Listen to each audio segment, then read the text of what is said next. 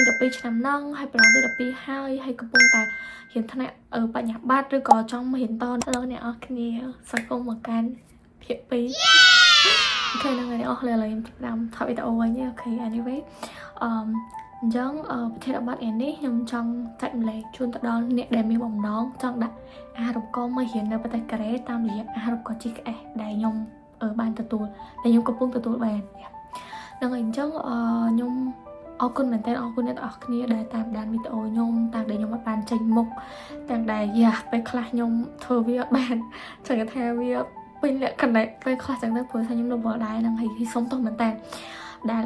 ខ្ញុំទទួលបានឆាតច្រើនមែនតើតាំងពីក្នុង Facebook Page TikTok IG តខ្លួនសូម្បីតែ Facebook តខ្លួនក៏ទទួលបានដែរសំណួរប៉ុន្តែសុំទោសមែនតើព្រោះថាពេលខ្លះខ្ញុំនៅវល់ខ្លួនឯងចឹងទៅខ្ញុំអត់មានពេលឆាតអ្នកទាំងគ្នាទាំងអស់ទេប៉ុន្តែថ្ងៃនេះខ្ញុំសូមមកនិយាយបែបខ្លីមួយសារនេះជូនទៅដល់ប្រសិនបើគាត់មានបំណងចង់ដាក់មករៀននៅប្រទេសកូរ៉េមែនខ្ញុំចង់ឲ្យអ្នកទាំងគ្នាហឺអ្នកទាំងគ្នាធ្វើទី1សារនេះគឺនិយាយទាំងអស់ហ្មងតាំងអ្នកដែលគាត់ចង់មករៀនចាប់កំពុងទី12ឆ្នាំហ្នឹងហើយប្រឡងទី12ហើយកំពុងតែរៀនថ្នាក់បញ្ញាបត្រឬក៏ចង់មករៀនតនៅអនុបណ្ឌិតនៅកូរ៉េអីគឺផ្ញើជូនទាំងអស់គ្នា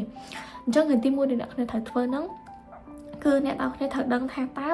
ការដាក់អាហារូបករណ៍ហ្នឹងគេត្រូវកាច់គេខ្លះអញ្ចឹងវាមិនត្រូវការអីចាំពិតអាហ្នឹងវាមិនចំណុចដំបូងរបស់អ្នកគ្នាចឹងអ្វីដែលអ្នកគ្នាត្រូវដឹងហ្នឹងគឺតើអាហារូបករណ៍ GKS ហ្នឹងតើជាអាហារូបករណ៍បែបម៉េចអ្នកត្រូវដឹងថាតើបើអ្នកគ្នាស្រឡាញ់គេអ្នកគ្នាត្រូវដឹងថាគេជាមនុស្សបែបម៉េចត្រូវអញ្ចឹងអានោះដូចគ្នាអាហារូបករណ៍អ្នកគ្នាត្រូវដឹងថាអាហារូបករណ៍ហ្នឹងជាអាហារូបករណ៍បែបម៉េចគេត្រូវកាច់គេខ្លះគេផ្ដល់អីយើងខ្លះអញ្ចឹងអាហ្នឹងអ្នកគ្នាត្រូវដឹង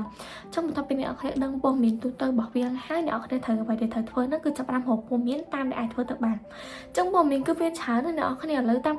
មិនថាតែ page ខ្ញុំមើលគឺខ្ញុំឃើញច្រើនមែនតើអ្នកដែលគាត់ធ្វើព័ត៌មានចាប់នៅតមិនកាន់អាហារូបករណ៍អញ្ចឹងទៅអ្នកគ្នាអាចមើលបានក៏ដូចជា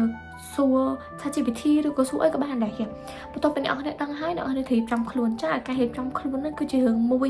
ដែលយើងត្រូវគិតមែនតើបើអ្នកគ្នាគិតថាអ្នកគ្នាមានគោលដៅនៅក្នុងឆ្នាំ2027ឬក៏ចុងឆ្នាំ2026ហ្នឹងមានបំណងចង់ដាក់អាហារូបករណ៍មករៀននៅប្រទេសកូរ៉េអ្នកគ្នាគួរតែរៀបចំខ្លួនចាប់ផ្ដើមពីឥឡូវទៅ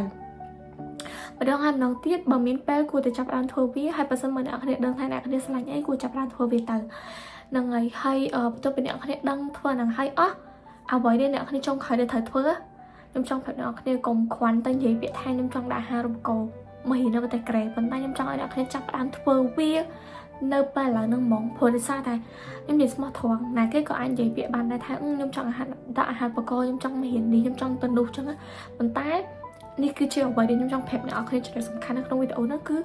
កុំបានគ្រាន់តែនិយាយតាមមាត់ប៉ុន្តែត្រូវធ្វើសកម្មភាពផងហ្នឹងហើយអញ្ចឹងសម្រាប់វីដេអូថ្ងៃហ្នឹងមានតែប៉ុណ្្នឹងទេសង្ឃឹមថា4ឬ5ចំណុចដែលខ្ញុំបាននិយាយខាងលើហ្នឹងពិតជាជួយផ្ដល់ព័ត៌មានក៏ដូចជាដាស់តឿនអ្នកគ្នាម្ដងទៀតហើយបើសិនបើពេញចិត្តនឹងស្រឡាញ់វីដេអូមួយនេះសូមកុំភ្លេចជួយ like ហើយ share វីដេអូហើយកុំភ្លេច follow page របស់ខ្ញុំអ្នកមួយផងអូខេបាយជួបគ្នាថ្ងៃស្អែកបាយ